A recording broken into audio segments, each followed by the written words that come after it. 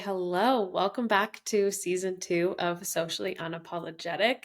I am so excited to be doing another season. When I first started this podcast, I did not think that I would make it through season 1. So I'm really glad that you guys are listening and following me along on this journey. I have a lot of amazing entrepreneurs set up for this season, and I'm really excited for you to hear their stories and their ups, their downs, the good, the bad, the ugly with entrepreneurship. I want to dive all into it and be really authentic and raw and real with you guys. If there's anything that you ever want me to cover, just feel free to send me a message on Instagram. But I'm so excited to be bringing you season 2. Okay, hello. Welcome back to Socially Unapologetic. We are here for season 2. Today we have Donata, the owner of the Good Canvas Designs, an award-winning brand designer. And I'm so excited to be chatting with her today because we are two fellow Burlington individuals. So I'm excited to be chatting and diving into that.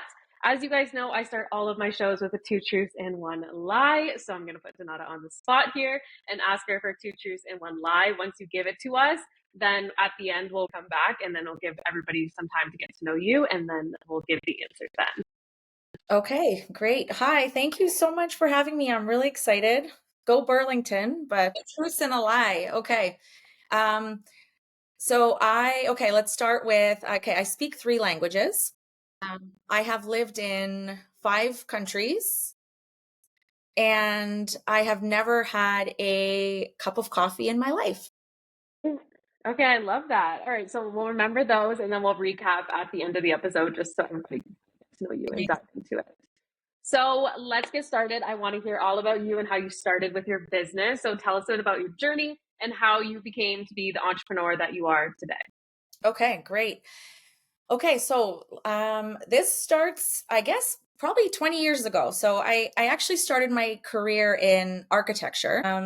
I did truly love design and construction. I think it taught me a lot about structure, composition, layering information, being very clear about how we communicate and really how we can use visual means to communicate emotions, feelings, space. I think that was really what I really fell in love with in studying and then in working in the profession. I think over time, as I moved up in my career, I found myself sort of lacking excitement or a connection to what I was doing. I would sort of sit in like meetings with a team and wonder like, why can't I lock into this and really like give it my all? Like, what does that feel like? So I would observe like others around me, and I never quite felt like I fit in. I think even when I was surrounded with like the absolute best team and amazing projects, and I worked in like a wonderful office, something was missing. And I saw excitement and dedication in others, and I was thinking like this isn't it for me. I think also at that time I realized that I wanted a bit more creative freedom, and then also like more freedom with my time and in life as well. So then the world changed for everybody. This was 2020. Just before that, I lost my dad right before COVID, very suddenly. Then the pandemic hit, and sort of a personal side story, I had been diagnosed with an autoimmune condition much like 10 years before that, but I was Mhm. relatively symptom free. But in all the stress and the chaos that life looked like in 2020, I think everything changed for me really quickly. Um, I was filled with anxiety, and I had to sort of learn how to listen to my body really slowly, particularly like learn what its limits are and how to take care of it in like a mindful way. It really was like it changed me as a person. I think I spent like a year figuring out like what worked for me because what I had been doing up to that point wasn't. Um, my husband at that time suggested like, why don't you paint? Like you paint, you used to paint a lot, and you don't really do that anymore. And I think I picked up a paintbrush and some paper, and it was watercolor at the time. And I think a day didn't go by after that where I didn't paint. And then in like 2021, my husband and I decided to move abroad. We moved to Mexico, which is where he's from, and take a break and just sort of like realign with and like reinvigorate ourselves after what was, what we all remember as horrible. um, Yeah. we needed to change our scenery. Like we were tired of being locked in, and then the winters and all that. I quit my job, and we moved in 6 months, rented out the house, and we planned to stay there for like a year. Um, in that time, I decided to take a stab at selling paintings and art online. And I think that was like truly like the beginning of the good canvas. But there's a bit more. So how Mhm. did I get from art to like web design? We're living in Mexico, 1 year in, like 2 years in, and I really knew no one in that sphere of like online business, artists, entrepreneurs. We have an amazing family there. They're wonderful, and they were actually very supportive of me trying to make a go at this. But I really had to sort of figure out how to run a business online and share what I was doing with the world through social media and through like web design and all these things. And I think that became the motivation. So, how do you let the world know like what you're doing in your tiny space where I really didn't know a lot of people? And that became my mission. So I started by making a painting and then linking it to Instagram, and I would sell that way. And I tried that, and it worked for like a short amount of time, but I could already see then that I needed to find a way to do it where it wouldn't require me to be so active and involved all the time in order to convert or sell. And I think that's when I began to learn and listen and like educate myself through other entrepreneurs and learn about email marketing and website design and SEO and blogging and all the things that tie back and can tie from social media out. And then it started to sort of, those things began to reveal themselves to me. And through customizing them, I think that's when I really started to see growth and success in like in a bigger way. So then I would use Instagram as a tool to connect directly to others and connect and meet people and grow and feel like I was part of a community, even though I was in a place where I didn't know that many people. Um, Mhm. and um, and I think rather than like pushing links and trying to sell, I would use it to have good conversations and meet people, and then those people ultimately turned into clients or collaborations or whatnot. But I didn't rely on it to sell and drive traffic to my site. So then I got better at fine tuning my website. It became clear to me that these techniques were also much more aligned with like my personality being like an extreme introvert, and what my comfort level online was. As I densified my website with keywords and blog posts, I had to show up less online. And and that was like a moment of like, oh wait, okay, this is working for me. This is like aligning with how I want to run my business. And so that's really where the good canvas stems from, is building I built a business that respects how people want to show up, and I help others kind of create brand packages and web design and um, a holistic approach to business in a way that suits them and their visual communication style and how they want to storytell. I love that. I love like so many things that you said. Everything I was like, oh my God, I just feel like this aligns. But I love that you said like the not pushing to sell. I think on social media a lot, everybody who starts a business or is an entrepreneur or like wanting to start is like, I need to sell, sell, sell, sell. And like I'm the complete opposite of my business too. Like I focus a lot on organic and like be yourself and that authenticity. And that's what makes you successful versus like the buy my product, buy my product, buy my product. Like I unfollow those people. I'm like, I don't want to Mhm. buy your product. If I want to buy your product, I'm gonna buy your product. I don't need you to tell me to buy it. Yeah, yeah. So I really love that you took that approach to it. Absolutely. And I think it's also knowing the platform and what platforms are good for what, right? Which, like, Instagram maybe is not the best platform to be constantly linking things for certain entrepreneurs. Maybe for others it Mm-hmm. works, but for for me it didn't. Mm-hmm. And in my mind I was thinking like, if I want to build this business to be able to ultimately step back and have more time and freedom, it can't be built that way. And that's where the Mm-hmm. strength of like a really well designed website for me made all the difference. Yeah, I love that. Yeah. And what is like one challenge in your business? Like, I'm sure there's a lot of challenges, but what is like one that really stands out that you've had to like overcome, and how have you overcome that? Because I think a lot of people in the entrepreneur world are wanting to start out, are always like the challenges. So it's like I love to talk about it with other entrepreneurs because we know that there's a million challenges when it comes to running a business. But I love for people to kind of vocalize some of theirs and how they came across that. Oh, there's so many, right? Yeah. You ask me this question a week from now, and I will have a different answer. Um, Yeah. I think my challenge personally, and I think a lot of creative entrepreneurs can relate to this, is honing in on ideas, or actually like being able to step back and think about something before doing it. So I will get ideas for things that like products or packages or like art. I still sell art and I still do that, and I want to just do it. So I'll wake up and I'll want to jump right in. And I think it takes a lot of willpower to stop and say, let me think about this for a second. Is this something my audience needs? Is this something that I have the capacity for? Is it aligned with all the other things? Like it's like digital products. Like I get really excited about digital products, and I think they're fairly easy to produce. And then there's this whole, word and this buzzword of like passive income that we use around it, and alleviating some of the actual like manpower you need to dedicate throughout your week. And so I get these ideas and I want to just produce them because I'm very visual and I can do these things relatively quickly. But I always need to stop myself and be like, okay, wait, this is like, no one's asking for this. Have I actually done a survey? Have I asked my audience if this is useful, if they need it? So I think that's like one really big challenge. And I think as creatives, we're always producing ideas, but it's really like being refined in choosing which Hmm. ones are like resonate and will be helpful, right? Yeah.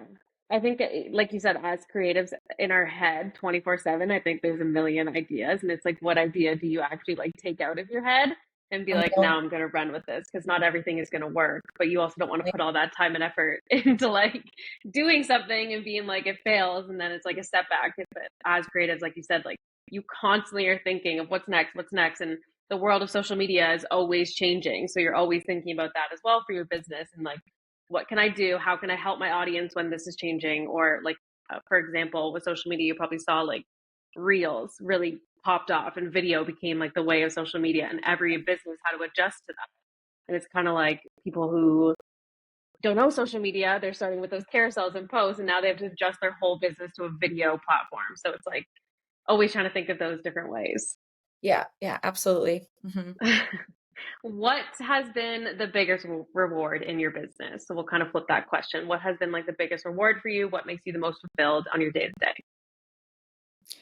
I think seeing clients succeed, or seeing clients have like free up time to do the thing that they initially set out to do, by being good at optimizing and being aware of the platforms they're using and using those platforms in the right way, and knowing what audience is where. So when I get feedback, like I got 2 leads to my website like overnight or over the weekend and I wasn't even active, I think those are like really big wins for me.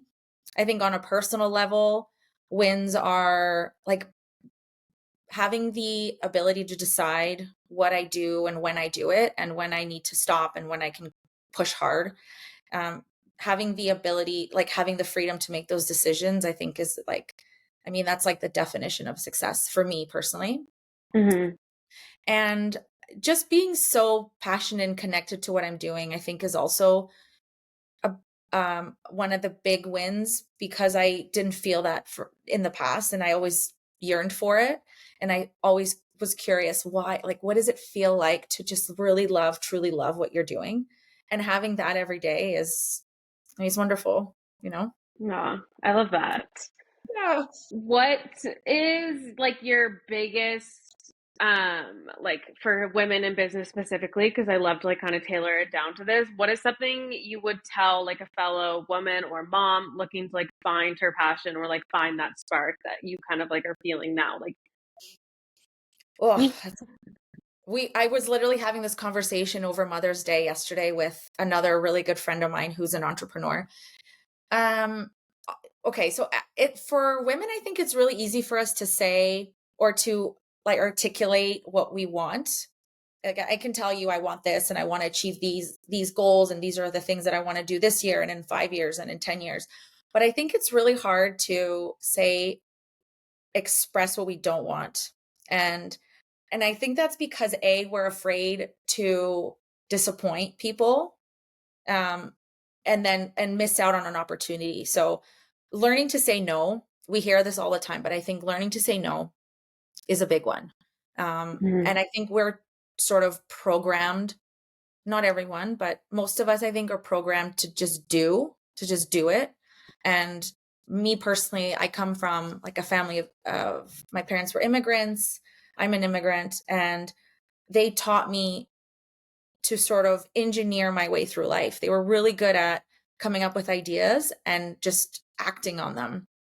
And what they also taught me, probably not intentionally, is that it actually helps to ask for help. And they tried to kind of do everything themselves, and bless them for sometimes succeeding and sometimes not. But I think what I learned from watching them struggle when they didn't ask for help is that it's immensely more satisfying when you can do it with other people, and when you can Mhm.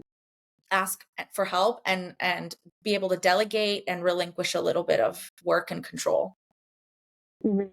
I like that. And I like it's like as women, I feel like we're always on like autopilot. It's like you're just like moving through the motions every single day and you don't ever like stop until maybe the end of the day and be like, I did all of this today and I didn't like give myself that grace. I didn't step back and be like, I did all of this. You're just like, okay, that was it. I had to be done. Next day, move on, do the same thing. We never really step back and like appreciate what we've done. And I feel like even as an entrepreneur myself, like I've really noticed over the past few years that I like needed to do that because I've never really stepped back and be like, look what I've built, look what I've done. It's just always been like, okay, what's next? What's next? What's next? And like always that autopilot of just like, I need to do more. I need to do more instead of really like being like, you know what, look what I've done. And now like how can I kind of like continue from there instead of always just what's next? What's next? We need more. We need more. We need we need to be better. Yeah, I mean those checklists are amazing. I love checklists. I love checking things. Yeah. I love spending the night and going like, oh, I did so much. But like there's always an effect to that, right? And for me, because my body is very like tuned in to like picking up on stress, and that comes from like the autoimmune thing, like I didn't really realize what I was doing in while checking everything off, that then just like kind of blew up on me, right? And so now Mhm. I'm very careful, and I just feel like we can stop ourselves before getting to that point if we're just, it's not just about the checklist, right? Mhm. There's so many other ways to like define like a fulfilling day, or like having what feels like a purposeful day. Yeah, I agree. That kind of brings me into like my next question of work life balance. I always like to bring this up in my podcast because I think it's really important. And specifically as women, I feel like we were just saying, we juggle a million things and sometimes we don't know what work life balance is. So, what does it mean to you? And like, what do you do to relieve that work life balance and kind of like separate that? I still struggle with this. I'm not going to sit here and tell you like I've got it figured out. I've never, I think it benefited me that I've never been a procrastinator. I don't like to put things off. I'm more the opposite. Like I'll tackle it right away, even if I don't need to. And then I look back, I'm like, I didn't need to do that. Um, but I do treat work like a day job, and routine helps me a lot. Calendars, keeping track, and just being very mindful of when I'm most effective at what task. So I'm great in the mornings. I like to wake up early. That's when I do like my blog posts, my writing, my email note. Those things come out onto paper for me a lot easier in the morning than they do at night. So in the evening, I'll do things that I know are less, maybe like require less mental strain or mental load. Um, if I'm painting, I pick times of the day where I know like light is optimal, but also like my creativity is on. That's typically like after lunch, or so I just become very aware of my rhythm throughout the day and what things I do best or what I'm most efficient at during that time period. Yeah, that makes sense. So, um, you're still doing the painting on top of like the good canvas, right? So that's still like that balance that you separate it, or is that have you combined both together? It changes. I think painting is a form of release and therapy for me. So I paint whenever I need to. In terms of a business sort of element or a branch of my business, I think it's about maybe 10 or 20% of what we do, or what I do rather. Hmm. And it's really just commission based, or like private painting that I do. And then the majority of it is working with clients in web design. So it's all under the good canvas, but it varies. It really depends on what is happening in that season or that month. Okay, cool. Can I Cool. ask this to every guest because I think everybody's definition is different, but what does success mean to you? Um, It's always yeah, a hard question. I think it used to mean doing like big things, like big accomplishments, whether it's like a certificate on a wall or it's some kind of like achievement. I think now it means something like a lot more quieter for me. Having time to create, to travel, my family, having time for my family, being at all the things that my little girls are doing. And I think it's working towards a business that respects my energy, my physical needs, especially like my like I mentioned, the limits of what I can handle physically. And then success would be being able to scale and build and still maintain that. That would Hmm. be that's like success. I'm not necessarily there yet, and I think probably never will get there, but it's just keeping those things in mind as I grow and as I scale. Yeah, I love that you said that, that like I feel like there is no certain time in your life that you're like, this is now like success and I've now hit this. We're always like kind of again striving for that. But I think it's interesting to learn people's different values because sometimes to people it's like for me specifically, it's that like balance of like spending time with my family and my friends and doing things that I love, being able to like get out of the house and go on hikes and ski and like whatever that may be. So I love learning about people's different definitions of success because I really truly think success is such a broad word in Yeah. itself. Yeah, there's no like dollar figure or Yeah. number of clients or um like big achievement. It's really, and I think maybe that comes with some time and like like seasonality in your business, where you realize like it could go both ways. It could explode Hmm. and just be absolute chaos, or you can be really restrained and thoughtful and mindful of what you need and still be able to continue to see growth and Yeah. Yeah, I financial love that. success. Yeah, Yeah. I feel like no amount of money brings happiness no matter no, where you are in life. So exactly. You'll just want more and more. yeah. Yeah. Yeah. So who is your inspiration when it comes to entrepreneurship? So who do you kind of look up to? Who did you look up to when you first started? Who would that be? A few people, but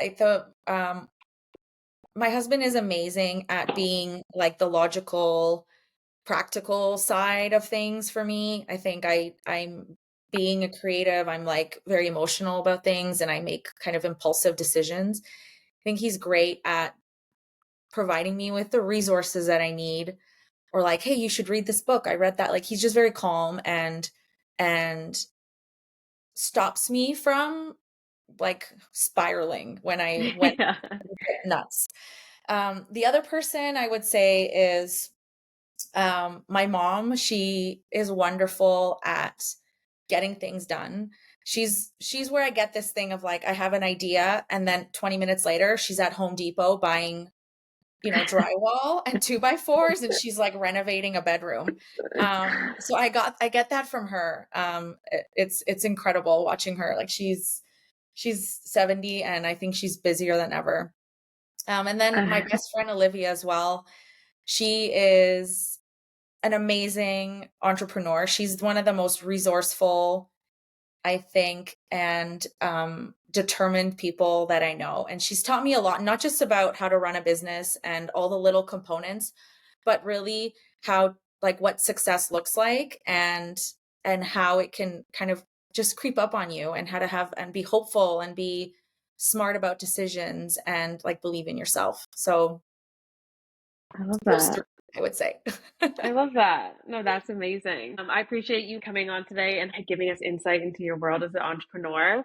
I just want to circle back to our two truths and one lie, if you remember what they are, and then I'll guess, and then it'll give our audience a second to guess as well. Okay, so I think based on our conversation, probably some of these things like maybe led into think which ones. So should I just list out like which one was true? And okay, so speak three languages. That's true. Yeah. I Okay. speak English, obviously, Polish, which is where I'm from. I was born in Poland, and Spanish from living in Mexico and being married to a Mexican. I love I've that. lived in 5 countries, also true. So, some of them were shorter. I think, the shortest amount of time I spent in Italy for a semester, but, I've also lived in Poland and Switzerland, Mexico, and Canada. Single cup of coffee. This is a total lie, people. I love coffee. I actually have to admit I now only drink decaf, um, Okay. because I don't know, life happened and I just can't handle caffeine, but I don't think I can do anything without a cup of coffee. So, love it. I love that. That's amazing. Living in Switzerland is probably a dream. I was very little, very little. It was us moving from Poland to Canada via Switzerland. But Okay. we've gone back. My dad took me back when I was in high school and he showed me where we lived, and we spent some time traveling through the country. And it's like, he describes it as exactly the same from 30 years before that. And we have to go back. Got to go back some. Yeah. Yeah. Yeah, that's amazing. I love that. Okay, Donata, thank you so much for coming on Socially Unapologetic. It was so great to have you, get to know you, get some insight into your world as an entrepreneur, and we will chat soon. Thank you so Thank much. you. Thanks, Brooke.